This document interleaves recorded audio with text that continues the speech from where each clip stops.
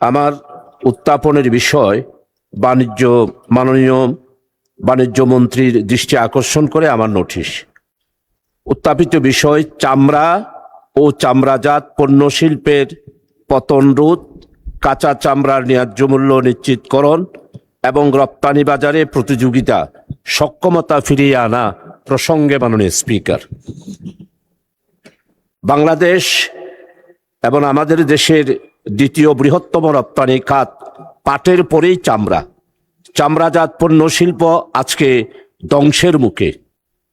কুরবানির কাঁচা চামড়ার দাম 10, ট্যানারির লোকসান, আন্তর্জাতিক ক্রেতার আস্থা হারানো, সাভার ট্যানারি কমপ্লেক্সে সিইটিপি সংকটের কারণে 1 লক্ষের বেশি শ্রমিকের কর্মসংস্থান আজকে হুমকির মুখে।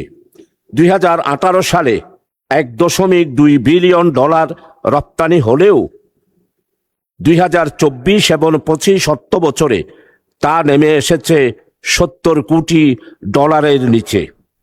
এই শিল্প রক্ষার বাণিজ্য মন্ত্রণালয়ের জরুরি হস্তক্ষেপ ও সংসদীয় তদারকি প্রয়োজন বলে আমি মনে করি। দেশের স্বার্থে জরুরি কারণে কুরবানির মৌসুম আজকে শেষ। এই কুরবানি মৌসুমের আগেই এই পার্লামেন্টে আমি 71 বিধিতে 2 মিনিটের আলোচনায় আমি এই বিষয় সম্পর্কে দৃষ্টি আকর্ষণ করেছিলাম মাননীয় মন্ত্রী। প্রতি বছর এই সময় কাঁচা চামড়ার দাম নির্ধারণ নিয়ে আজকে প্রায় বিগত স্বৈরাচার ফ্যাসিস্ট আওয়ামী আমলে এই চামড়াটা ধ্বংসের মুখে চলে গিয়েছে।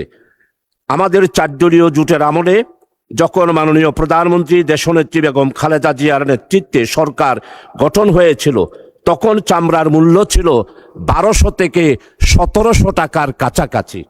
কিন্তু ভাগ্যের নির্মম পরিহাস, গত ফ্যাসিস্ট সরকারের আমলে, স্বৈরাচার সরকারের আমলে তা ধ্বংসের ধার প্রান্তে এসে পৌঁছে গিয়েছে। মাননীয় স্পিকার, এবারও দাম 10-এ গরিব কৃষক মাদ্রাসার আয় নষ্ট হচ্ছে। সাভার ট্যানারি কমপ্লেক্স সিইটিপি এখনো আন্তর্জাতিক মান লক সার্টিফিকেশন পায় নাই। ফলে H&M ক্লার্কস এর মতো বড় ক্রেতারা অর্ডার কমিয়ে দিয়েছে। অথচ ওনারা 2001 সালের 4 দলীয় জোটের আমলে আমাদের তৎকালীন 4 দলীয় জোটের সাথে বাণিজ্য মন্ত্রী যখন আমাদের চট্টলার কিছু সন্তান জনাব আমির খসরু মাহমুদ চৌধুরী ছিলেন, উনি চুক্তি করে আন্তর্জাতিক ক্রেতা যারা ছিল তাদেরকে আমাদের বাংলাদেশে নিয়ে এসেছিল। তখন চামড়ার মূল্য সর্বনিম্ন 1400 টাকা ছিল। পাকিস্তানের চামড়া শিল্পী থাকলেও মাননীয় স্পিকার, আপনার নোটিশে তো এইসব কথা নাই, আপনি নোটিশটা পড়েন। স্পিকার, ওই মাঝে মাঝে একটু অ্যাড করে যে আপনি পরে বলতে পারবেন। জি জি, মাননীয় স্পিকার রিডিংটা ঠিকভাবে পড়তেছে, এখন পড়ে নেন, পরে জি জি জি। মাননীয় স্পিকার, ভারত পাকিস্তানের চামড়া শিল্পে ভর্তুকি থাকলেও আমাদের শিল্প নগদ সহায়তা ও গ্যাস বিদ্যুতের মূল্য পিছিয়ে যাচ্ছে। অবৈধভাবে কাঁচা চামড়া পাচার বন্ধ হচ্ছে না। কাঁচা চামড়ার ন্যায্য মূল্য নির্ধারণ ও মনিটরিং কমিটি গঠন করা দরকার।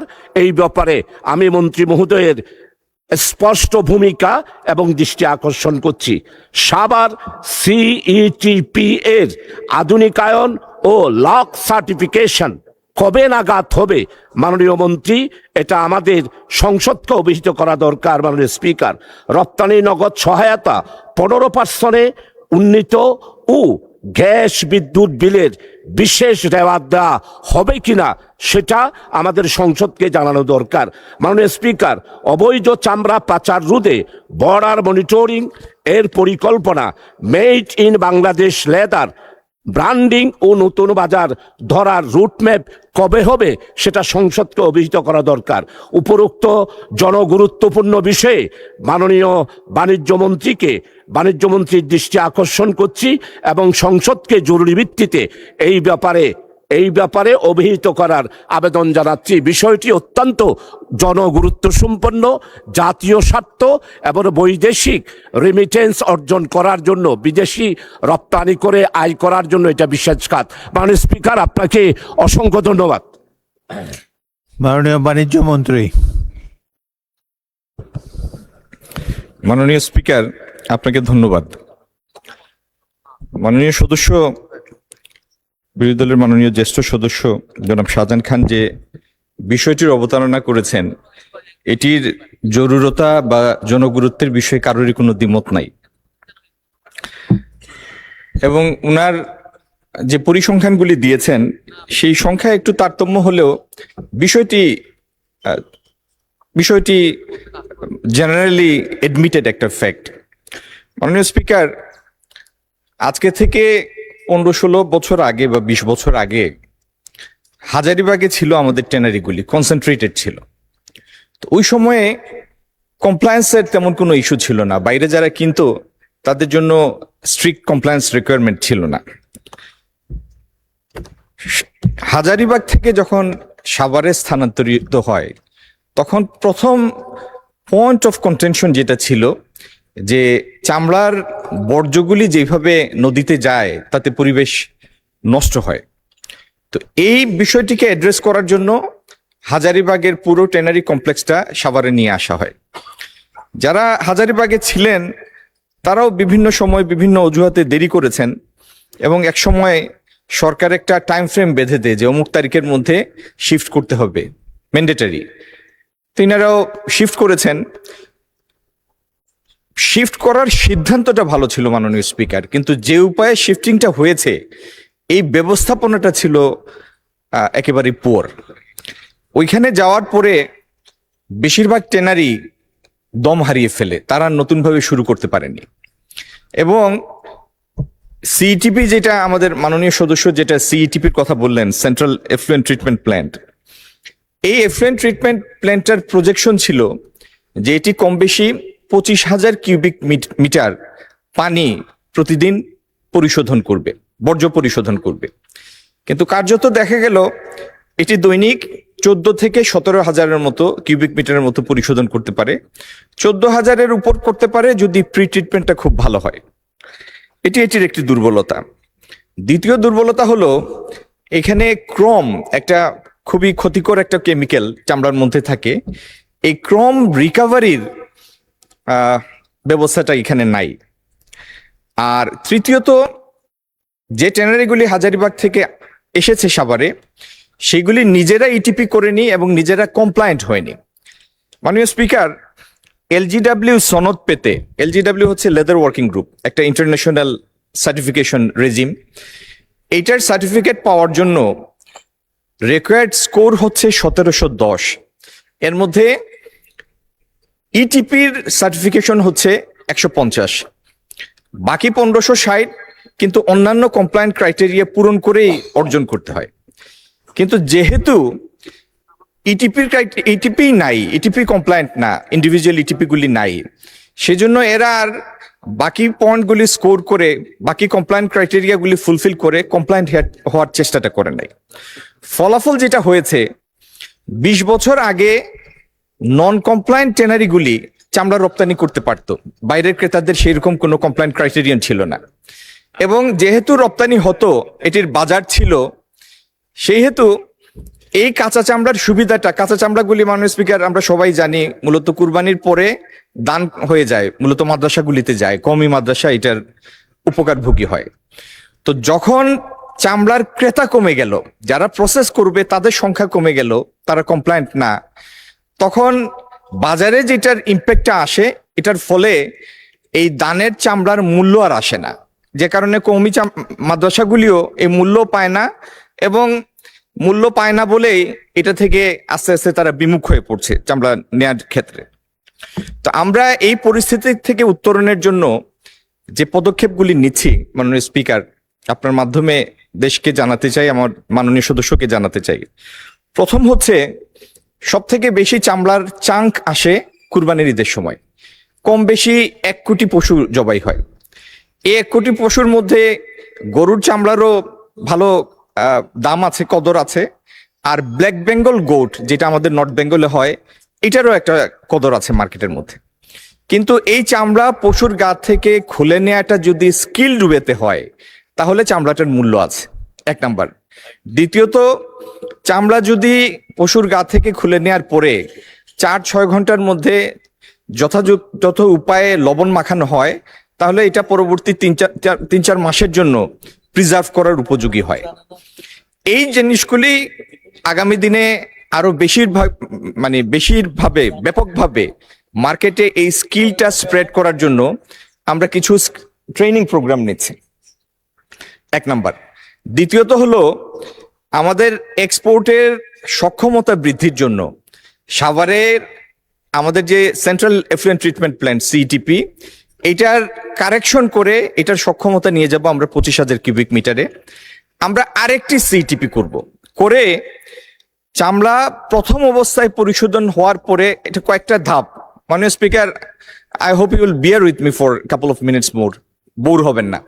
চামড়ার কয়েকটা ধাপ, প্রথম এটা যায় একটা ধাপে, তারপরে যায় ক্রাস্ট লেদারে, তারপরে যায় ফিনিশড লেদারে। প্রথম ধাপটা হচ্ছে লাইট ব্লু। তো আমাদের 70% কেমিক্যাল যেটা পরিশোধনের দরকার হয় এবং যেটার জন্য ইটিপি, ইন্টেন্স একটা ইটিপি লাগে, সেটি প্রথম অবস্থায় বের হয়ে আসে। তো আমাদের যেটা লক্ষ্য সেটা হচ্ছে পরিশোধনের মেইন ওনার্সটা থাকবে, রেসপন্সিবিলিটি থাকবে আমাদের 2টা সেন্ট্রাল ইটিপির উপরে, কিন্তু একটা সার্টেন সাইজের উপরের যতগুলি ট্যানারি তাদের জন্য আমরা ম্যান্ডেটরি করে দিব তারা ইন্ডিভিজুয়াল ইটিপি করবে, এবং তাদেরকে আমরা টেকনিক্যাল সাপোর্ট দিব, প্রয়োজন বোধে ফিনান্সিয়াল সাপোর্ট দিব। তাদের প্রত্যেকের এই এলজিডব্লিউ সার্টিফিকেশন থাকতে হবে, এটা আমরা ম্যান্ডেটরি করে দেব।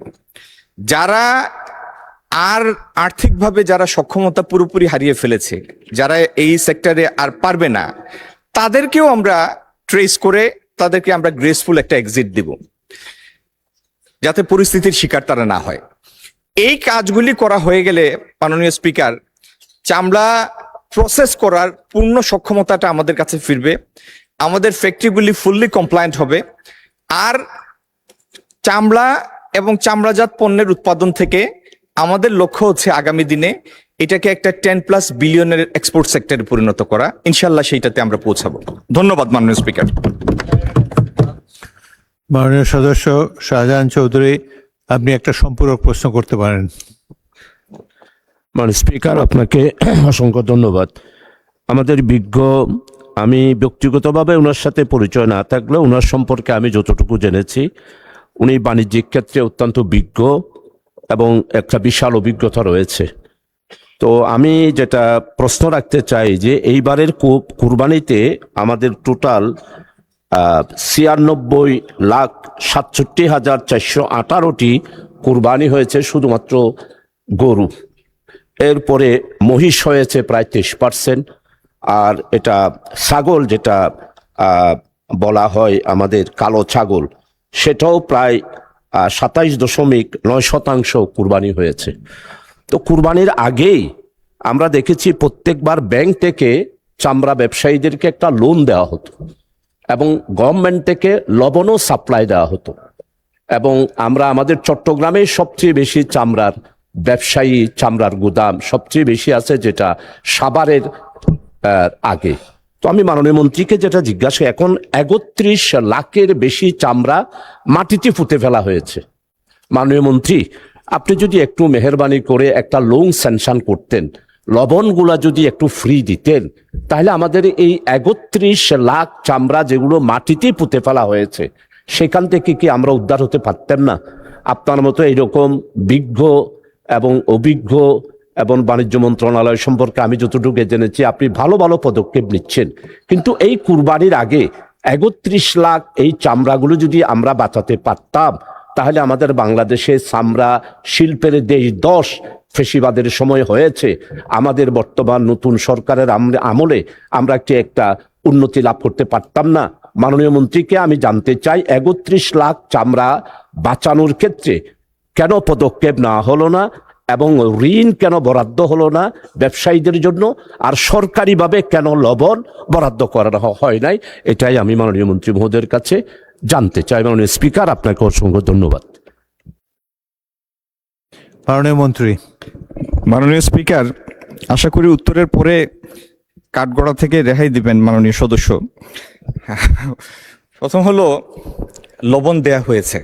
মাননীয় স্পিকার, আমরা প্রায় 17,60,00,000 টাকার লবণ বিসিকের মাধ্যমে প্রত্যেকটা জেলা প্রশাসনের কাছে হস্তান্তর করেছি এবং তার আগে আমরা জেলা এবং উপজেলা প্রশাসনের মাধ্যমে প্রতিটি মাদ্রাসার মোহতামিম শিক্ষকদের ডেকে কিছু সংখ্যক সিলেক্ট বেসিসের শিক্ষক এবং মোহতামিমদের ডেকে প্রশিক্ষণ দিয়েছি। আমরা প্রায় 8 লক্ষ লিফলেট তাদের কাছে দিয়েছি যে কি উপায়ে চামড়াগুলি সংরক্ষণ করতে হবে। আচ্ছা, যে কারণে আপনার পরিসংখ্যানের সাথে আমার প্রাপ্ত পরিসংখ্যানের যদিও একটু অমিল আছে, আমাদের কাছে প্রাপ্ত পরিসংখ্যান অনুযায়ী 1,01,00,000 পশু জবাই হয়েছে এবার কুরবানির ঈদে। এই 1,01,00,000-এর মধ্যে আমরা প্রায় 70 লাখ চামড়া সংরক্ষণ করতে পেরেছি সারা দেশে। আচ্ছা, একটা জিনিস বুঝতে হবে মাননীয় স্পিকার, চামড়া যদি স্কিলফুলি পশুর গা থেকে খুলে নেওয়া হয় এবং এটা যদি নির্ধারিত সময়ের মধ্যে লবণ মাখানো হয়, তাহলে পরবর্তী ধাপের যারা ট্রেডার তাদের কাছে এটার কদর আছে। চামড়া যদি পচে যায় সেটার তো কোনো ভ্যালু নাই। তো যে চামড়াগুলি ঠিকমতো পশুর গা থেকে খুলে নেওয়া হয়েছে এবং যেটা সময় মতো লবণ মাখানো হয়েছে, দ্যাট গট এ ভ্যালু।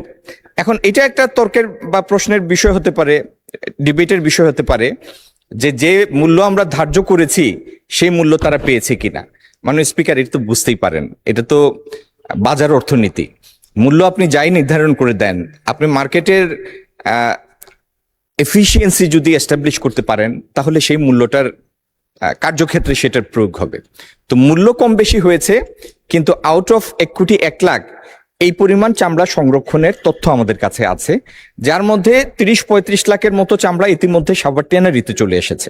আচ্ছা, আর যে সমস্ত পদক্ষেপ আমরা নিয়েছি তার মধ্যে একটা লবণের কথা বললাম, প্রচারণার কথা বললাম, লিফলেটের মাধ্যমে প্রচার হয়েছে, টিভির এডের মাধ্যমে প্রচার হয়েছে পূর্ববর্তী 7 দিন। আচ্ছা, তারপরে মাননীয় স্পিকার, আমরা একসাথে সব চামড়া চলে এসে সাভার ইটিভি যেন ওভারলোডেড না হয়ে যায়, সেই জন্য জেলা প্রশাসন এবং স্বরাষ্ট্র মন্ত্রণালয়ের মাধ্যমে কুরবানির ঈদ পরবর্তী 1 সপ্তাহ পর্যন্ত কোনো চামড়াবাহী ট্রাক যেন ঢাকায় আসতে না পারে সেটি কম বেশি আমরা এনশিওর করেছি, যাতে এই সময়ের পরে সংরক্ষিত চামড়াগুলি যদি আসে তাহলে সাভার ট্যানারির উপর হয়তো বেশি লোড হবে না। এইভাবে মাননীয় স্পিকার আমরা চেষ্টা করেছি চামড়া যদি ধরে রাখা যায়, যেটা ধরে রাখা গিয়েছে, তাহলে যে ট্যানারি আমাদের আছে যতটুকু কমপ্লায়েন্ট না, কিন্তু এগুলি প্রসেস করা সম্ভব এবং সেটা চামড়াজাত পণ্যে রূপান্তরিত করা সম্ভব। আর যে কার্যপদ্ধতির কথা আমরা বললাম, আগামী দিনে এগুলির বাস্তবায়ন হলে ইনশাল্লাহ আপনার এই উদ্বেগও থাকবে না এবং এটির ফলাফল বাংলাদেশ দীর্ঘদিন উপভোগ করবে। ধন্যবাদ মাননীয় স্পিকার। লোনের কথা, মাননীয় স্পিকার, এখন যে পরিস্থিতি এবং কমপ্লায়েন্ট যে কয়টি ট্যানারি কমপ্লায়েন্ট তারা ফিনান্সিয়ালি সলভেন্ট। এর বাইরে আমরা যদি একটা মেসিভ আকারে বাজারে টাকা ছাড়তাম, আমাদের কাছে মনে হয়েছে যে এটা প্রপার রিটার্ন আসার সুযোগটা কম ছিল, এটা আননেসেসারি একটা ম্যানিপুলেশন ক্রিয়েট হতো এবং এই টাকাও আদৌ ব্যাংকার ফেরত পেত না। তো মার্কেটটা যেন অহেতুক টাকা ছাড়ার মাধ্যমে নষ্ট না হয় সেজন্য আমরা উপকরণ দিয়েছি, কিন্তু এই টাকার পদক্ষেপে যাই নাই। এটা একটা সুচিন্তিত পদক্ষেপ ছিল, লবণ দিয়েছি। ধন্যবাদ মাননীয় স্পিকার।